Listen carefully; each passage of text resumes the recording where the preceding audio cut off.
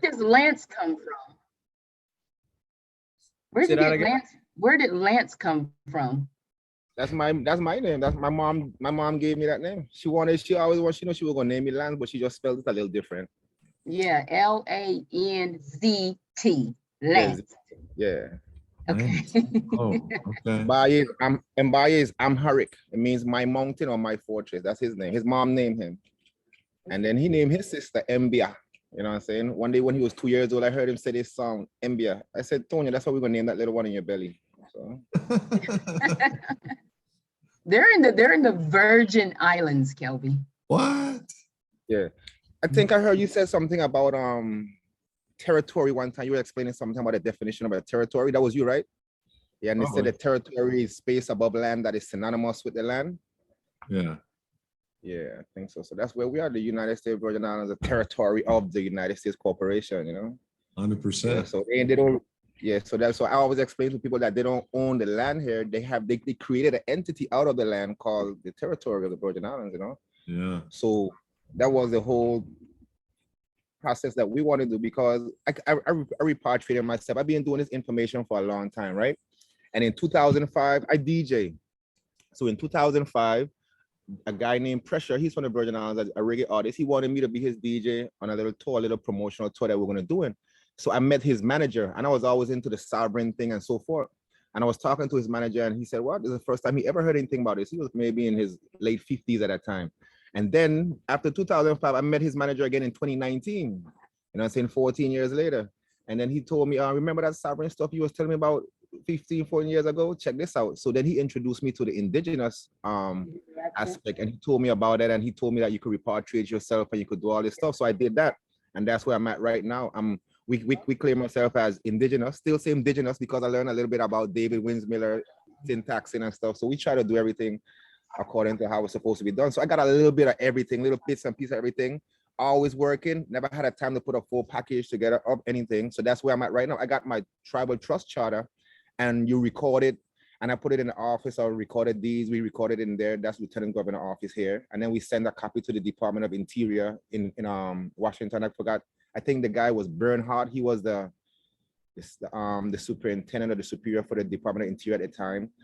And now this is like a trust indenture for you to do business through that you're doing this with.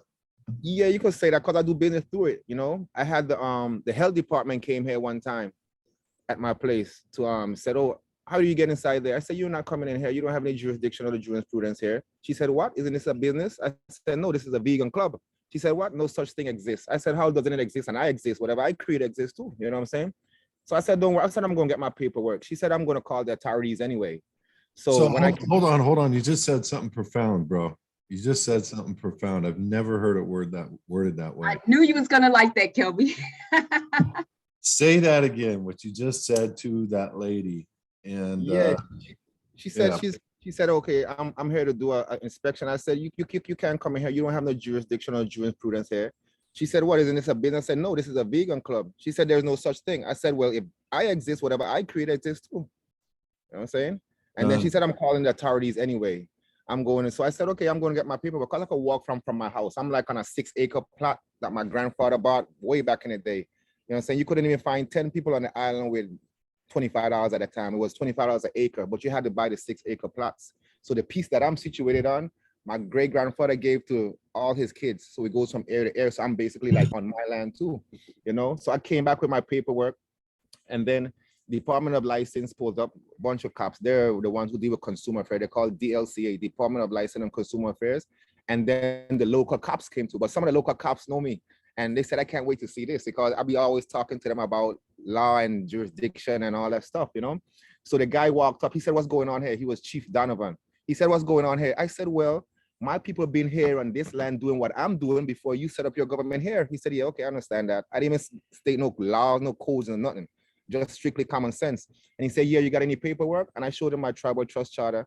And he looked at the lady for the health department and said, "You can't go in there." You know what I'm saying? And that was that. Never had no problem. They always come to St. John, do their run around to all the businesses shut down, who they shut down, and they never come here no more. You know what I'm saying? So being indigenous, I wanted to take that indigenous factor of what we're doing and put it in the private, because being indigenous, you're not fully in the private. You still operate certain ways, you know what I'm saying? Because I have a bank account, but I don't do much with it. It's not in the tribe name. It's not in our indigenous name and stuff like that. You know what I'm saying? And what's not. So that's what we're doing right now. We want to get a little more situated, a little more organized, because I have a friend who, the same guy that introduced me to this, and I got another chief, another friend of mine just came. This is Makusi, Chief Makusi. He's indigenous also. Yeah, this is Kelby. Tracy. Okay. Hi, Tracy. I'm from his advocates, and they do living in private program and other different stuff. And so, Yes, hello. Nice to meet you. Very nice to meet you guys. yeah. So the element of indigenous is it's almost synonymous with being a state citizen. It's like the same thing. You're basically coming out from underneath man and coming under the creator. Yes. And the difference of and this is the only difference of a indigenous and a state citizen is the state citizen has international recognition in law. And it's because the indigenous, whether they were white, whether they were privileged, whether they were from secret societies, it doesn't matter. They created a document known as the Declaration of Independence.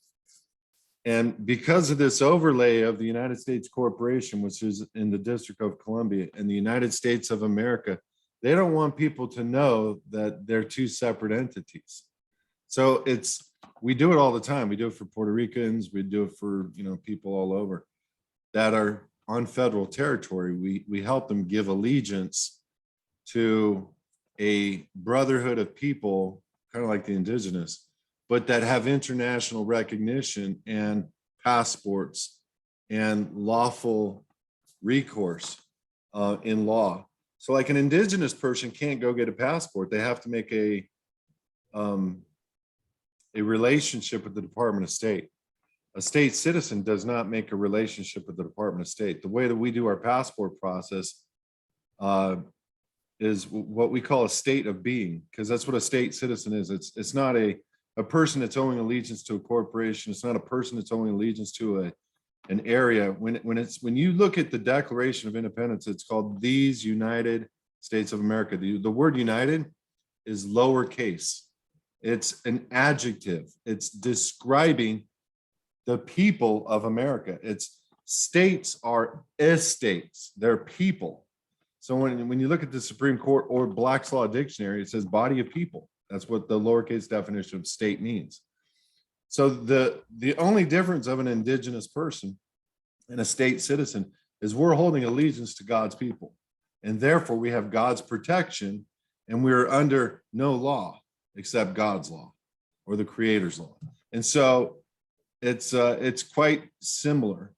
An indigenous under man's law is considered stateless and without protection of a state. So by law, because of the way that the United States was created, it was created on top of the United States of America.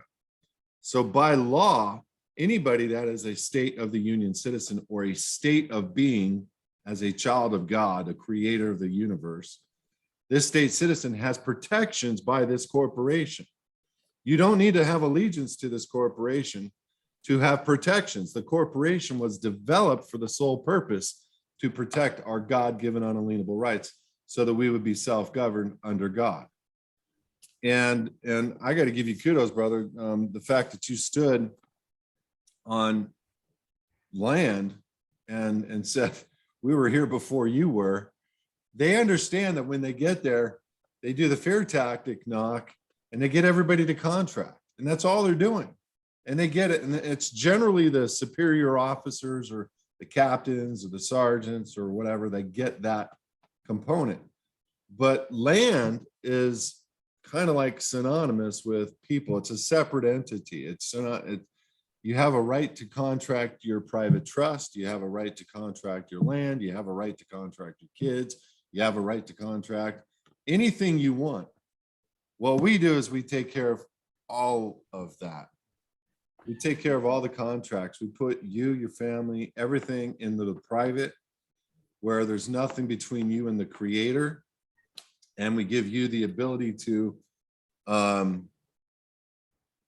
have identification where you're not making allegiance to a corporation known as the United States. And we take all of that. We you know, it's hard for people to get this at first, but I understand. And I always explain it this way. Like a driver's license, Social Security, voters, those are all what I call adhesion trust. Now, I'm the first one, I think, that's said it that way. I coined that. Yeah, I kind of coined adhesion trust. People have said adhesion contracts. Well, a contract is an offer and acceptance, consideration, performance, full disclosure. We're not doing that. We're taking a document by the grantor of the state. We're saying we're going to do everything on that agreement. We're making them the beneficiary, and we become the collateral and the surety. It's an adhesion trust. So I'm saying it this way because we can change any trust we want. And the way that you do that is administrative process in the private. And so we, from an administrative process standpoint, we redo all your contracts. And then we put them all in the public at the active state, along with getting you a passport, along with doing a private foundation, along with removing you from holding any office of any artificial person. There's about 20 different things that we do to bring you into the private. But basically, you're just saying, as a State of the Union citizen, you're just saying, I'm a child of the Creator. You're saying, essentially, you are indigenous. There's nothing between you and God, but you're not stateless. You're making allegiance to a body of people that are all in agreement with you. And that is what is recognized internationally. That is what is accepted under treaty law that has the full form and effect of punishable by death if they go against treaty. So it's pretty solid, but it's very similar to indigenous. That sounds good. And but you see, with being indigenous, I always tell people that I'm indigenous to Earth. You know what I'm saying? I'm an Earthian. I ain't from nowhere special. I'm from Earth. You know what I'm saying? So like you said, even though indigenous is kind of being stateless, I still consider the Earth my state. You know what I'm saying? The whole Earth, everywhere I go. But and also too, that you ever heard of the UNDRIP document, United Nations Declaration of Right of Independent Indigenous People? Mm-hmm. That's a similar kind of international document that lets other places know that, you know what I'm saying? I guarantee if I broke that document down to you, you would have a different opinion about that document. You know about it. And so you know about UNDRIP and ADRIP then, you know, okay. You could give me a little insight about it, a little, if you don't mind. It's all word and wordplay. You just go through the words and have them define their own words by their own law books, and you'll go, well, that's not what I am. That's not who I am. That's not how I want to be represented.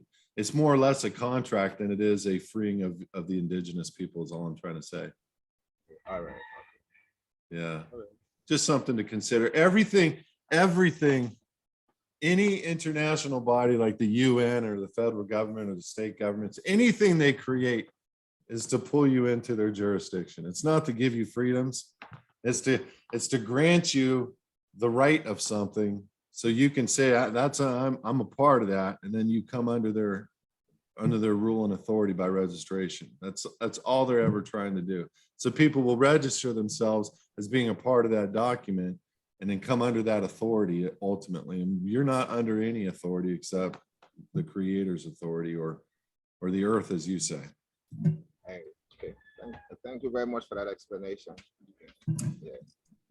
So for me, I'll be frank with you. The element of going into the private, as an American, you would just have to ask yourself, do you want to make allegiance to a document called the Declaration of Independence? Like, you may want to take time to really read it, because you're basically saying there is a God, there's a king, he's a sovereign, he created the universe, and you're saying that, you know, essentially, you are a child of God. So you have to think through if that's something that you want to do. You also may want to think, you know, did I go from the goo to the zoo to you. You know, I've never looked at, you know, billions of years of matter and gases and particles colliding, getting to this point where this beautiful earth is created, and then we are born out of the earth. I've always kind of in my mind, even if we don't understand what a creator is, I know that my body is a binary and complex code, and I can't say I was randomly evolved into this. I was created by a mind that put a code together. So I'm just throwing my 2 cents out there for you to consider. But if you're able to make a claim of allegiance to the Declaration, you can have state citizenship, which is the most protected thing on the face of this earth. The second most protected is Indigenous. But here's what's going on with Indigenous. I'm going to ask you a few questions, and you're going to answer probably exactly like I'm thinking. When you made a claim of Indigenous, did you just do affidavits you put into the public? Yes. Okay. Do you still have a driver's license? Yes. I don't know if it's my driver's license for the virginal expired a long time ago because I did a CDL. I went to do my CDL and stuff like that.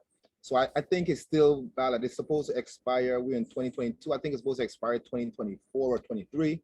And I also got a captain's license too, 100-ton master captain license for the boats. So I'm a captain also too. So I got those license, you know. Plus, CDL, what captain. About voting? Never registered to vote. Don't believe in that stuff. What? Yeah, good. Me too. What about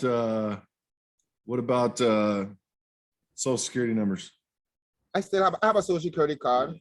The only time I used it, I just learned about, and you said you were not into it, discharging debt, but Well, no, at one time I was. Yeah, well, we did some 1099As and 1099 OED and the 1040V and the 8888 expiration, and we did the 1096. Careful. So I know. Be careful, brother. Well, and I heard you. But I have a social security, but I don't use it other than that time. I just use it to see what's up with that process, you know. But I don't use my social security number at all because I have a bank. Well, the last thing I used for was the bank account that I have, but I'll be listening to you guys over and over talking about you could open a bank account without the social security. So that's what all of this is. All of that we want to get to one time, you know?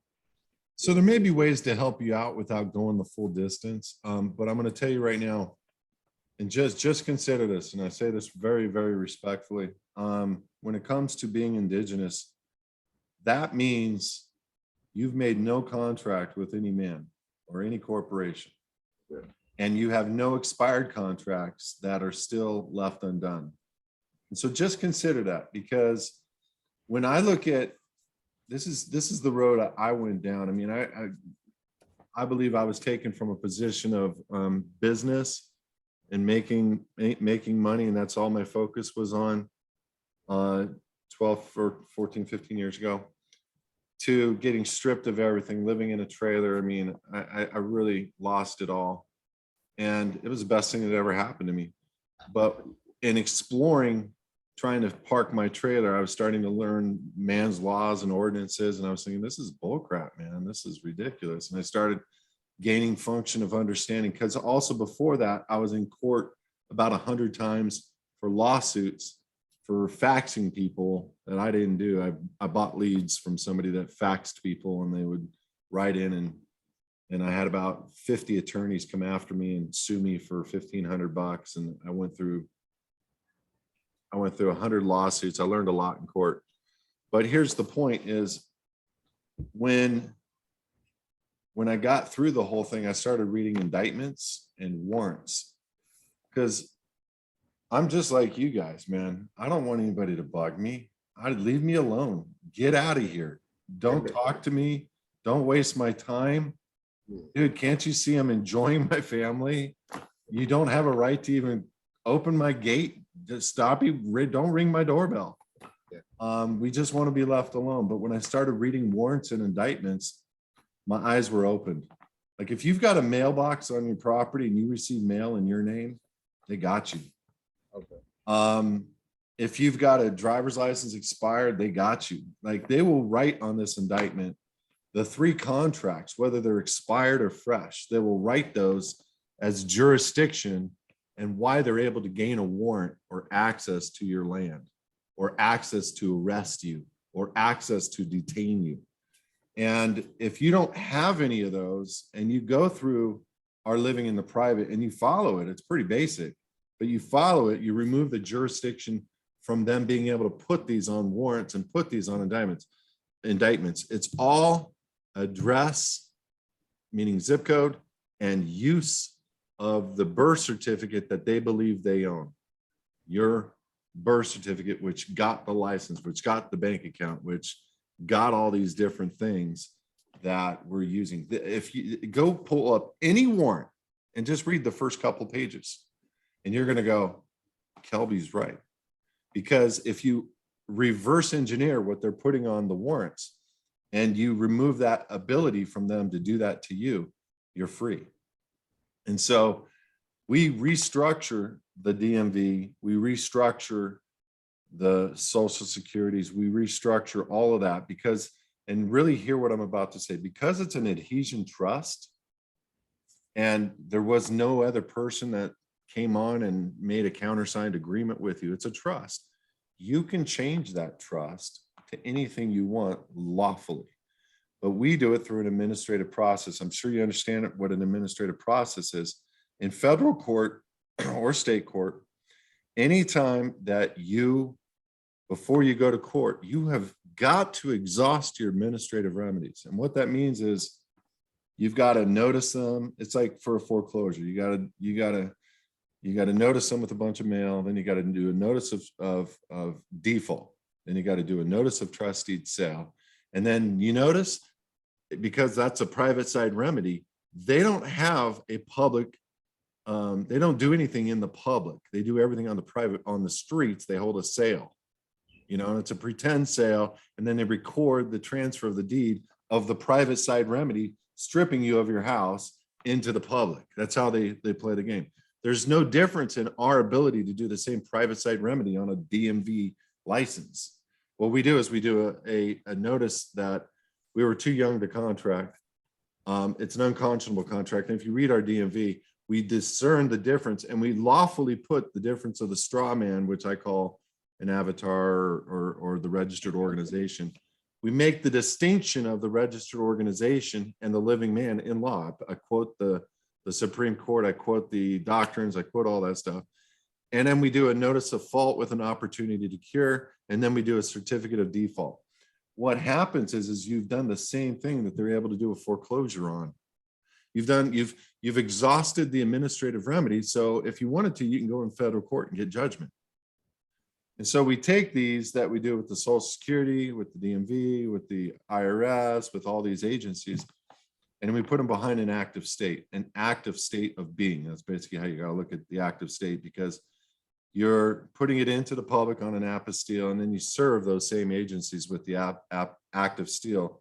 And that is a constructive notice to them that it's done, meaning we faulted you, we put it in the public, and now we've served you with it. It's over, we're out. And so the same principle of stuff can be done on a house, the same principle of stuff can be done with any number of things, but this, what I'm talking about right now, is in relation to you and you alone. So if you're going to become indigenous, true indigenous, you got to cancel the agreements, and the living in the private program will do that. You may want to go through our documents and you know, we don't lock the documents up, and we know people are using the docs because the complex nature.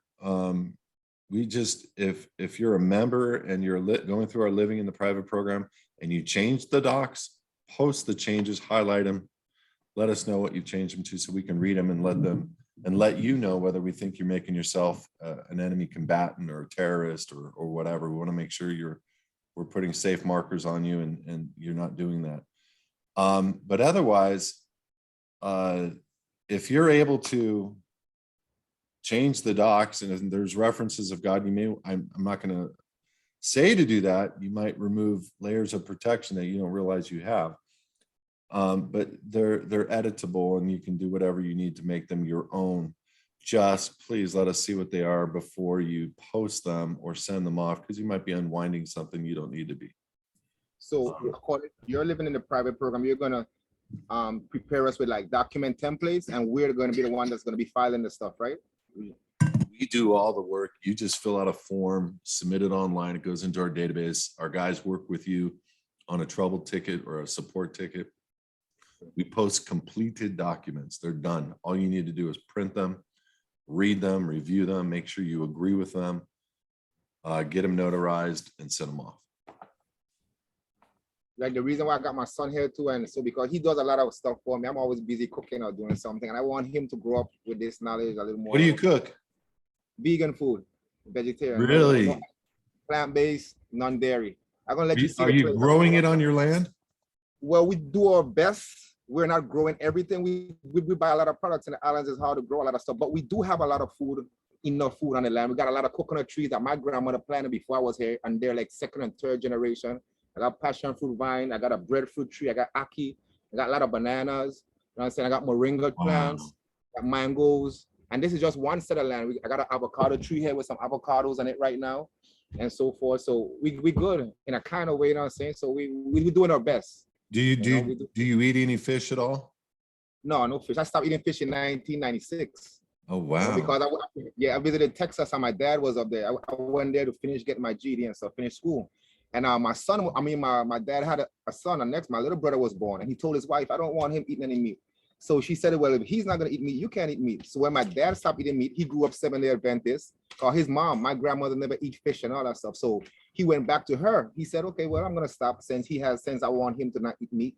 And when he stopped eating fish. So I said, what? I encouraged him, and he took it further than me. So I stopped eating fish also too. Because I didn't even realize what that's an animal product for real. So I said, so I stopped eating fish. And my children, they were born at home, never eat no meat, never had no injection, no vaccination, none of that stuff. And by him and his sister. Yes, ma'am. Did you say you have a breadfruit tree? Because I've seen that before on a documentary, but what does a breadfruit taste like? You could do it many different ways. A breadfruit, you could boil it, you could roast it, and so you could fry it like French fries and stuff like that. It tastes like it tastes like almost like a Irish potato with a little more dexterity to it. You know what I'm saying? But it has Irish potato, okay. Yeah, 10 times more flavor, because people sometimes they cut the inside out and stuff it with vegetables and other stuff. Yeah. And then sometimes they just take it and just like that off the tree, put it in the fire and roast it. And after you roast it, they break it open. It has this lovely smell. You put some butter in there, a little bit of sea salt, man. It's the most tasty thing you ever taste. You can eat it with everything. It's almost like a rice, it's almost a staple. You can eat it. Can you pick it straight off the tree and just bite into it? No, you can't do that. Okay. You can make juice with it too. Yeah, you can make drink. Well, you gotta, even when you make the drink out of it, you gotta boil it. Yeah. And then you blend up the drink. It's almost like making a milkshake. You can make like shakes with it. Wow. Yeah. That is yummy. Yeah, very yummy. Yeah. When they got breadfruits in the island, you can't keep breadfruits in the island. Everybody in the islands love breadfruit. I like it when it's a little sweet. Yeah. I've never even heard of that. Breadfruit. Yeah. It's indigenous. It came here. They brought it here through territorial colonialism times from South America, I think. It came from South America, indigenous to South America. Yeah. So in my backyard, I wish I could show you right now. I planted. What state that you're in, California? Yeah. I used to live in California. You might be able to grow it in California, because my friends had orange trees in their backyards in California. Send me some seeds, dude, would you? Breadfruit. Well, the breadfruit now, it doesn't grow up as seeds.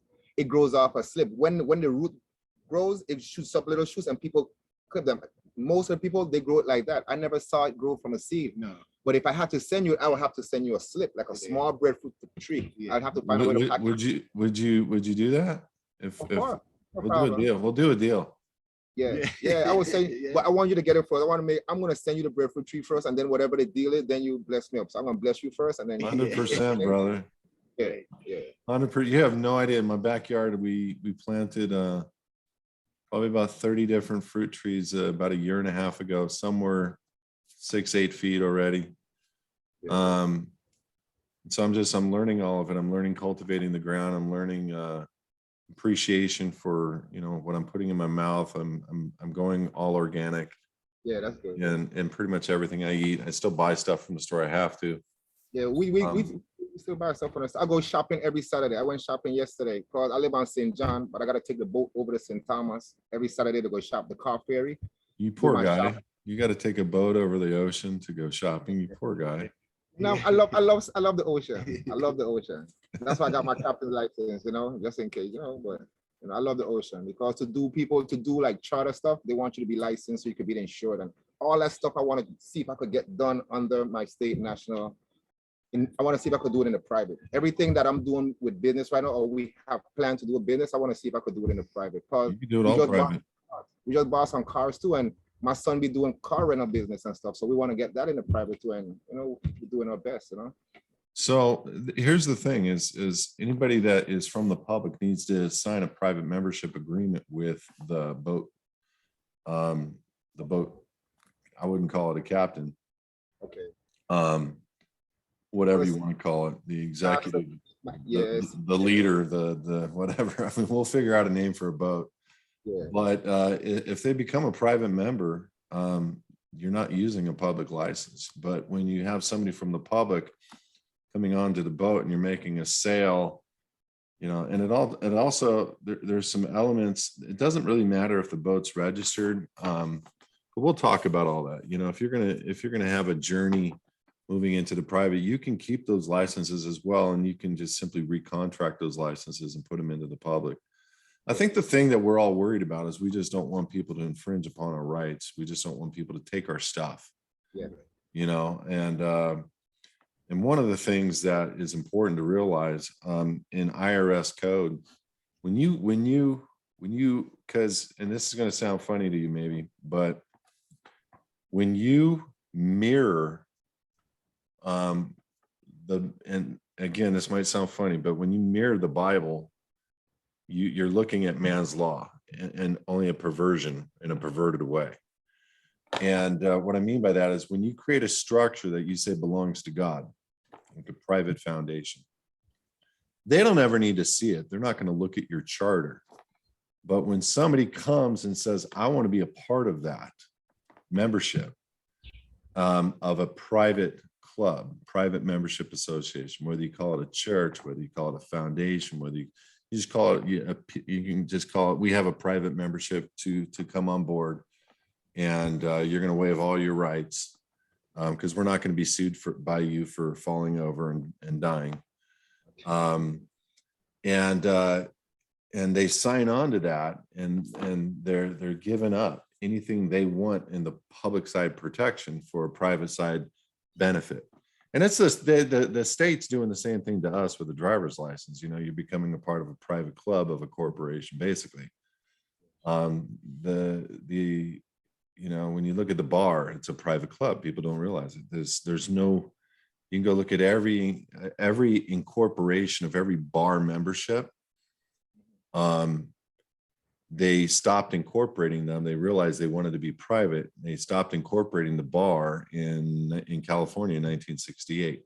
So now everybody that is working in court is a member of a private bar. So when you walk into the court, you're in a private setting. By agreement, you're going to operate under the rules and procedures of the private bar. And you can invoke the public oath. You can invoke the public hearing. You can invoke on and for the public record, and that changes the elements of a courtroom procedure. So they know what public and private is. Don't get me wrong. So you can make anything you got going right now that's in the public, you can make it private with a simple agreement. That's one element. You can get the majority of it done yourself if you want us to make a specific agreement for you. There might be an expense there. The living in the private program, we do a ton of stuff. We create that foundation structure for you that you can use for your boats. You can use to put your house in. You can use for any number of things. You can put your assets in. You can put your cryptos in. You can open up crypto trading accounts. You can open up stock trading accounts, tax-free, never have to report kind of accounts. And that's really all we're about, I may be white and look privileged, but I'm very much like you guys, where I want to be private and left alone. I've been through a lot with police officers. I've spent Not a lot of time, but about 100 days in jail as a kid. And I don't want that anymore. You know, I've been trying to figure out how to make the money and be private and be left alone. The IRS has never felt good to me. It's always felt like evil and wrong. And now what I'm seeing in this nation, it's like, holy crap, I gotta make sure there is no contract. And if you look at what they've done this last 3 years, what did they look for, Lance? That what the first thing they looked for was control. So who did they go after? They went after businesses. They didn't go after people. They didn't go after people. Even though they have licenses and stuff, they went after businesses. Forced shutdown, forced vaccines, all if you want to work or want to stay open. And that's telling you they only have control over those licenses. I was the only place open during COVID on St. John after a certain time. That's awesome. They come and used to ask me to turn, because we played a little music, I got my stuff going, and they asked me to turn it down. And one time this officer came and said, man, these people gotta leave from here. I said, I ain't asking nobody to leave. I said, when my crowd dissipates, then I'll do what I gotta do. And then he just turned off. That was a sergeant. And then he just came to buy food the other day too. He always come and buy food, you know what I'm saying? So, and he knows a lot of this stuff too. You know what I'm saying? Bro, cops, more than anything, after like 5, 6, 7, 8 years, they know what we're talking about. And here's the difference. And this is the hard part, because when you're being disrespected, it's hard to be respectful back. You know what I mean? But I never deal with the low level law enforcement. Like if I get pulled over and the guy says, rolls up on me, number one, the side of my window is about 6'4". The bottom side of my window is about 6'4". My truck is like 10 feet. So when you roll up on my car, you got to be a huge dude to see over, just up. So when I roll down my window, they're not going to be able to see in. They're going to ask me to get out. They're going to ask me all these things, and I'm going to poke my face out for a second and let them see I'm white. You know, hopefully that helps me and calm them down a little bit. But all my windows are super black, super dark. I don't have any front plates on. I mean, there's a lot of things that could be construed as illegal about my truck. But I hear you. The first thing I ask for is go get your desk sergeant. You know, I'm not talking to you. Go get your desk sergeant. You made an illegal, you pulled me over illegally, and this needs to be discussed. And they say, no, I didn't. You were speeding or whatever. What was your probable cause? And they say, what do you mean you were speeding? I'm like, no. The only reason why you can turn on an emergency lights, period, is because you witnessed me commit a crime. What crime did I commit? And they say, well, you're speeding. No, that's an infraction. What crime did I commit? And by the way, I'm not joking. I have 4 exterior cameras and 2 interior. I have 2 on the front and back and 2 on the side, and they both post to the rear. And I have a recording system on the inside of my vehicle, and I have 2 GoPros right here. And so if I'm going to get pulled over, it's all going to be recorded, and I'm going to go live on YouTube when it happens. And the bottom line, and I'm going to explain it to the low-level law enforcement, if there is no crime and you have no probable cause, you made an illegal seizure. Now, am I being detained? Yes. Why? That's my next question. And they have no reason. They're not going to say anything. That's why I said, go get your desk sergeant right now. And so the desk sergeant comes out, and I'm going to say, I have a license. I have insurance. You don't need to see it. I have no warrants. You've made an illegal seizure. Am I free to go? And they will always let you go. Yeah. But also one of these days, we want to try to get you guys to come down here and do a seminar. That was one of the things I wanted to talk to you about too, you know. I personally ain't a Christian. Well, all of us was raised with Christian family. My grandmother on my father's side, she was 7 days. My grandmother, Miss Daisy Carwood. The church that the Methodist church over here, it's on land. It's on this same plot of land right here. My grandfather donated to the church because the church used to be on my porch first when I was a little baby. So I got baptized on my porch. You know what I'm saying? And then a lot more people came and the church started getting bigger. So my grandfather donated the land to the church, the Methodist church. So I grew up a Christian. You know what I'm saying? I have a little different view because I ended up going into Rastafari and learning a lot more different stuff. You know what I'm saying? So Rastafari basically still deals with God and the creator and different stuff. But me, with my little intelligent brain and being born how I born, I did it all different. So there's a sect of Rastafari called Bobo Shanti. Bobo means black, Ashanti means tribe, you know what I'm saying? And there was a guy named Emmanuel, Prince Emmanuel. He did a lot of this kind of stuff. He used to write the Queen a lot and all of that stuff too. So look up his name, Prince Emmanuel of the Bobo Shanti tribe, of the Bobo Shanti Rastafari group in Jamaica. And she said there's this one guy in Jamaica that nobody should touch. It was him. But I used to explain that to a lot of the Bobo Shanties that came around me and didn't understand it. I understand it a little bit. But what he was doing, I don't even know if he knew it, but he was putting her on notice. He was putting the British Parliament on notice and let them know that we are this and we are that and so forth. But why I mentioned that to you was that the Bobo Shanti says that man of right is God in flesh and woman of right is goddess in flesh. You know what I'm saying? So when I look at you, that's why I see God, you know what I'm saying? Because we all have that ability to create and stuff like that. So that's how I look at the entity. And then when you mention like the creator, a lot of people like to say father, father, father, but we can't forget the female because there's a thing called the ancient rule of three, mother, father, and child. I always said, when I read some other information, they said that I'm not prejudiced or racial, but they said that when Europeans went all throughout the world and they saw how melanated or other people were dealing with the female energy, them having a different energy pertaining to the female energy, they said, nah, we don't deal with her like how you guys deal with her and so forth. So we're gonna call her a ghost. So they made that female energy a ghost. And then I learned some other stuff in history said that if the Caucasian male didn't need the female to reproduce, there wouldn't be no female Caucasians right now. So that's how we do it. We look at the female as reverend because without her, there wouldn't be no us. So without a mother and a father, there will be no children. And mother, father, so that's like a tree of life kind of thing. Mother, father, child, mother, father, child. And that's how we, and that itself. So when I look at the creator and then Rastafari deal with this emperor from Ethiopia called Haile Selassie. And Haile Selassie is an Amharic term, means power of the Holy Trinity. So when I look at the Holy Trinity, mother, father, and child. You know what I'm saying? So when I look at a creator isn't a single being to me, it's like an entity. You need a mother and a father to have that creative energy, like a 50-50, and then that's where creation starts, you know what I'm saying? So if there's a father, there has to be a mother, you know what I'm saying, for us to exist. You know what I'm saying? So that's how I look at it, you know? So we got about 15 minutes. I can do a Bible study with you if you want, or we can discuss whatever you need, brother. I just gave that, man, Miss Daisy, my grandmother, she was a preacher. My grandfather, he made sure I've been to Sunday school every Sunday. They didn't play with church. You know what I'm saying? So I was just giving you that little synopsis. No, I love hearing interpretation of anything. I didn't come from, you know, I was born and raised Catholic. I came into a Christian faith. I don't agree with a lot of what is being taught in Christian movement and Christian faith. I think a lot of it is they took the word of God and they think every sentence of it is a law from God, and it's not.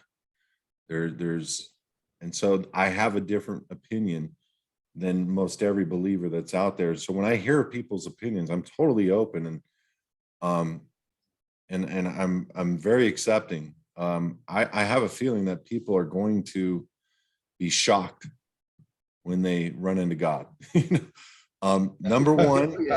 Number one, Jesus was black, as black gets, like dark black. And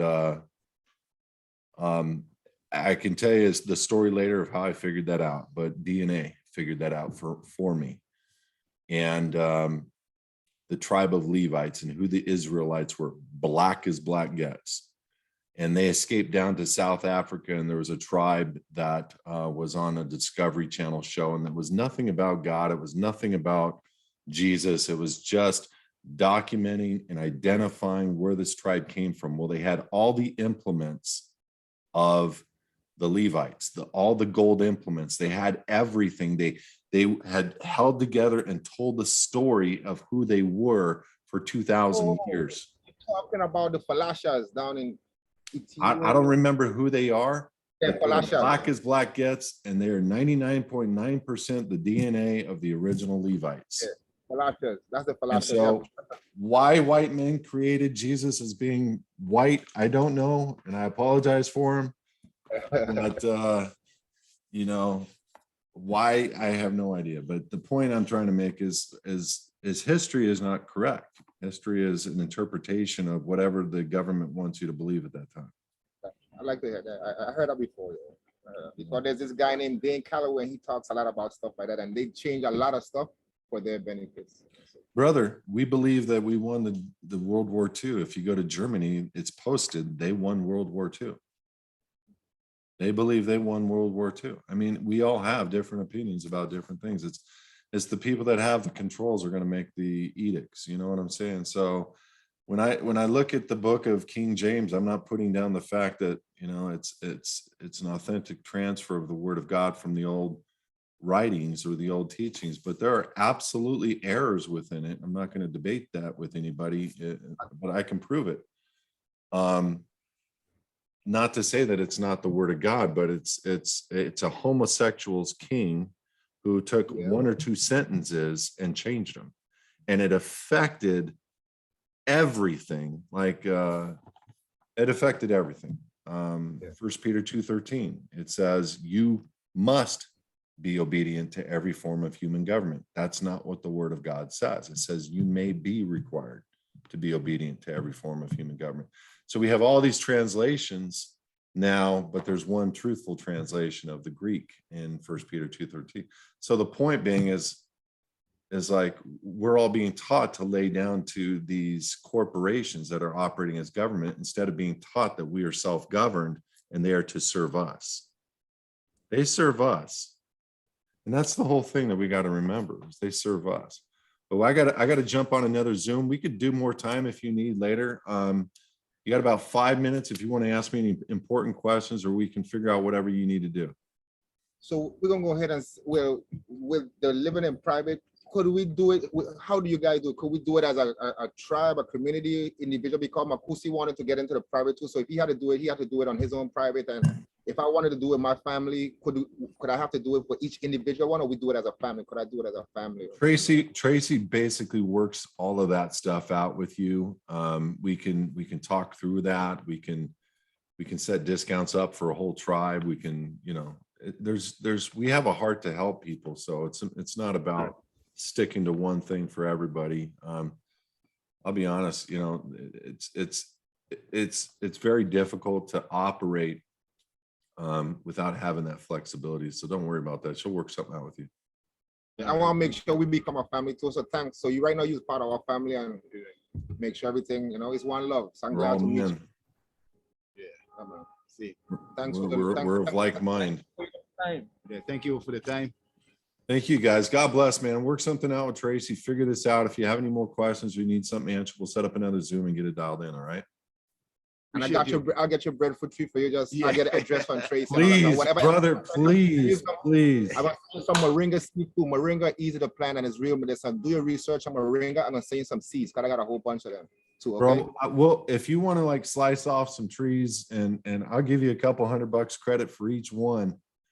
Give me some organic, give me some organic, whatever. Give me some organic trees, get them in the mail, put some like water base on them, put them in a plastic bag, get them in the mail, and I will definitely appreciate you for it. No problem.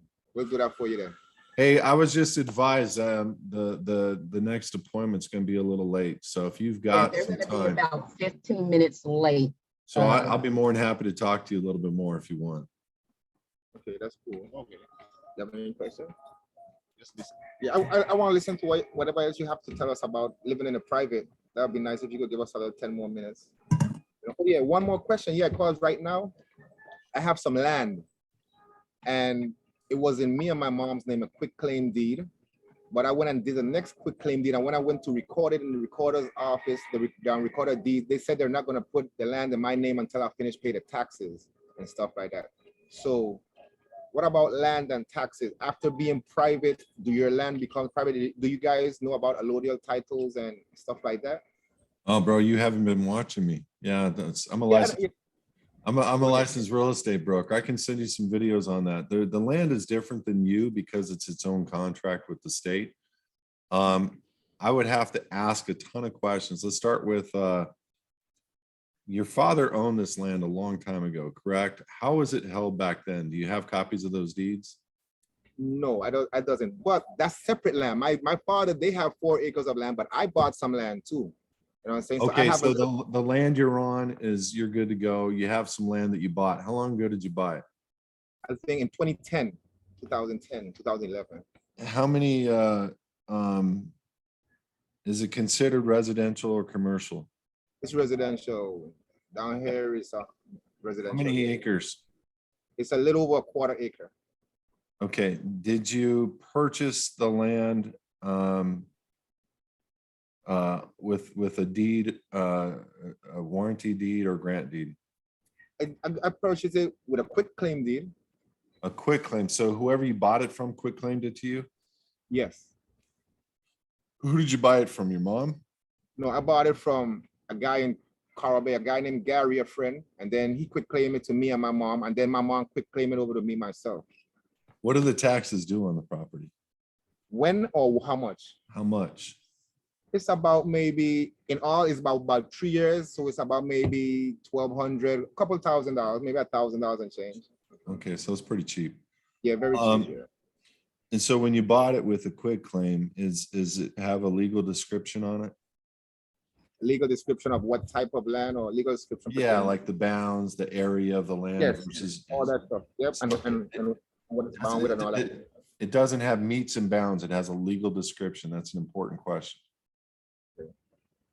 So if it has a legal description and you did a quick claim deed and you put it in your name, there's taxes due. You're not going to get around that. All right. And they're just going to press on you and they're going to use that and milk it. Now there's a way. Is the property free and clear? Yeah. So there Free might and be. clear, like free and clear meaning that there's no other ties to it. Correct, except the taxes. Yes, that's it. So you have one lien on it basically, or maybe not even a lien yet, but you have taxes due and that's it. That's the lien right there, the taxes. Yeah. So you may want to just play with it if you don't care about it too much. You may want to play with it. There's ways to pull the property out of the county recorder's office. Yes. And Okay. and you sell the property to your foundation.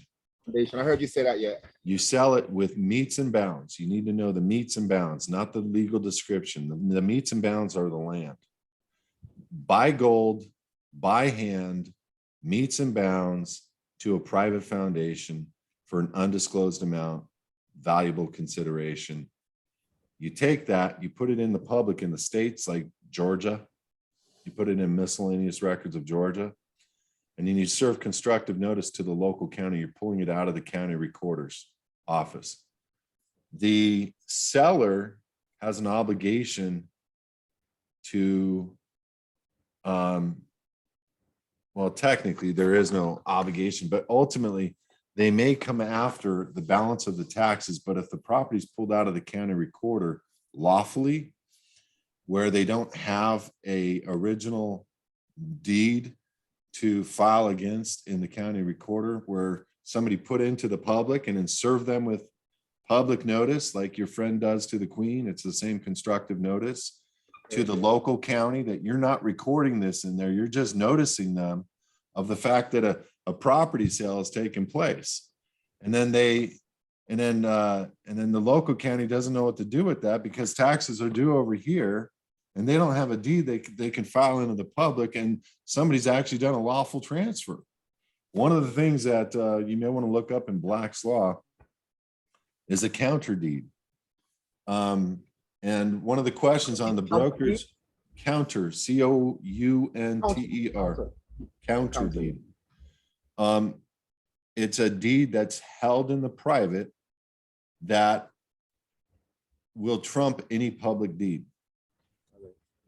And one of the things that I learned on the broker's exam is there's no lawful requirement to record a deed in the public. And so you can have a public, or you can have a private land sale, which is meets and bounds, not using FRNs, not using a name, you're using a foundation. So you're not giving any jurisdiction of any part of the transaction, because anything that Federal Reserve notes use, they're a party to. All right. Anything that a registered organization, meaning your all caps name, uses, they're a party to. Anything that property description uses, they're a party to, because that's a registered way of describing the air above the land, territory. So if you take those elements of jurisdiction away from them and you put it in the public over here and you serve them with notice, you're not recording it, meaning giving you my deed, they have no jurisdiction over that land and you're done. Yeah, that's fully clear and understood. Thank you for that. You know, I got this 6 acres here that I'm on right now. It's in probate because, you know, those older people didn't know better. They did everything with probate and lawyers. Even in the British Virgin Islands, because that's where most of the people from in St. Thomas in these islands, a lot of people migrate from different islands, and they don't allow them to do a private trust on their land when they're passing the land down and so forth. So I'm on a little piece of the 6 acres, but the rest of the land is in probate, and we're going through hell right now with that. You know what I'm saying? Because I got an uncle who wants to control everything, and he's making it difficult. You know what I'm saying? He said, "Oh, Lance, you can't do this and you can't do that. You know, the land is in probate, and anything you want to do, you got to go to the judge." And I said, "You got to go to the judge to ask permission to clean your own land? What kind of nonsense is that?" So I'm trying to figure out a way, since he's such a crook, my uncle, I'm trying to figure out a way to get the rest of this land from under him and his wife's authority. I know it's going to be kind of hard because, so, you know, go ahead. Become a priority creditor against the land. A priority creditor. Meaning, like if it were me, I would take all the hours I put into those 6 acres. Yeah. I would do an administrative process against whatever the ownership of that land was. And I'd bring forward invoices to the ownership of that land as a priority creditor needing to be paid for my time. And I would have an amount that I would put into a maritime lien, and I would put it into the county recorder against the property. Now I'm a priority creditor in probate court. And now I have a standing to say what's going to happen on that land, more so than your uncle. So become a priority creditor, and that explains your sweat equity that you already put into the land. Long and You short, talk right? about the cash expenditures, your sweat equity, you list it all out. And there's probably some old paperwork. I haven't touched this in 5 years, but there's some stuff I can probably post to you that you can use as a template to create for yourself. All right, thank you very much. Yeah. And And I'm not just, that's pretty powerful, by the way. thank you very much. Thank you very much. So we're gonna stay in touch forever. We're gonna create a brotherhood so we can always be in touch if you need us and we need you. And whatever, even if it costs, I don't care. But I just love the energy, you know. I love the vibe. I can Me feel too, your brother. vibes. Me Man, too. thanks a lot. Give sure. thanks for the love. Yeah. Man. I appreciate you guys. I would love to come down to the Virgin Islands and do a prezo. Yeah, man, whenever you're ready, man, you Yeah. let us know. Yeah, you gotta let And me know we- your schedule, and yeah. we will figure it out, and we pay for everything, Yeah, and we're put gonna you up and arrange. everything. We're gonna arrange everything. We're gonna arrange everything. We gotta So pay just now. let us know when you can do, Yeah, just let us and know. we're gonna have everything. Give us an idea, and then we're gonna go from there, and then we're gonna set it up, and then get some of the places and do some seminars. So, we could get church, we could get, you know what I'm saying? Anywhere. How many people do you Just want to try to get? I know you got a busy schedule. I know you're real busy, you know. Yeah, how many people do you want to try to get? Or As could much you as get? possible. It's gonna be a good bunch of people. It's gonna be we could get a lot of people because there's so much people Yeah. interested in being in Yeah. the private, but they just don't know how to go about it because they right now. How I became indigenous, like I said, I met my the guy that was working with, the manager for the reggae artist. His name is Blacks, Tony Blacks. So he introduced me to Indigenous. And then when he told me about Indigenous, the guy that was doing it, I said, man, I would pay for him to come down here and get me all set up and get me ready to do Indigenous. But then Makusi, I talked to him about, he said, yeah, well, I'll help you pay for it. And then there was other guy we told about, he said, yeah, well, so me, Makusi, and Jeff, another guy named Jeff, he does a concrete business. We got together, brought him down here, put him up, and he just got a whole bunch of people Indigenous. He made a lot of money doing it and so forth. So it's the information. Once we get you like a flyer, put out the information of what you do and what is going to be going on, we're going to have a lot of people there, believe you me. Yeah, for saying? sure. Definitely. Well, let's take care of you guys fast, and that way you can actually be a testimonial to our support. You can see our systems. You can see how we get the passport. Most people, they can't believe they read our passport application and they go, "There's no way I'm going to get a passport with this," and you get one. There's no way. Get into the passport application as well, and I was going to try to do it myself, but it was funny that you guys do that as well. Yeah. No, we do. And when I first did it for myself, I was like scared because I had no idea what I was doing. And I couldn't believe they gave me a passport. I'm like, son of a gun. And what's that? No, just saying, isn't there 7 different types of passport that they issue? About 6 or 7 different types? There's rumors. There's rumors. I've offered $1,000 for anybody to show me any of those rumored passports. Here's the deal: the offer is the DS-11, the passport application. That's the offer. The acceptance is the passport. Then we order certified copies for you to keep of the passport application, because anything that's certified is considered evidence with the federal government or state government. So if you get something certified from the government, that's like evidence. Like you take, where does it say I'm a United States citizen? It doesn't say that here at all. It says, as a matter of fact, under the pains and penalties of perjury, it says I'm not a United States citizen. It says I'm a citizen of the United States of America. And here's the distinctions in law, in Supreme Court. And you gave me a passport, so federal government, blow off. And the point is you get the offer, the acceptance, and the evidence, and then you start taking down your adhesion contracts. And then you build up your way to move your private stuff that is in the public, meaning your boats, your cars, your houses, your land. You put all that into private trust. And then you're bulletproofed. And you're indigenous, but basically you've made an agreement with God to take care of what belongs to him, truly, because we can't own anything on this earth. When you die, I guarantee you're not taking your pink Cadillac with you or whatever you got. None of us are taking anything with us, and so we just have to pay respect where respect is due, number one. But number two, man's law flat out says these entities don't have to file tax returns. These entities don't have to pay taxes. These entities don't. And so you get your homes, your cars, your everything.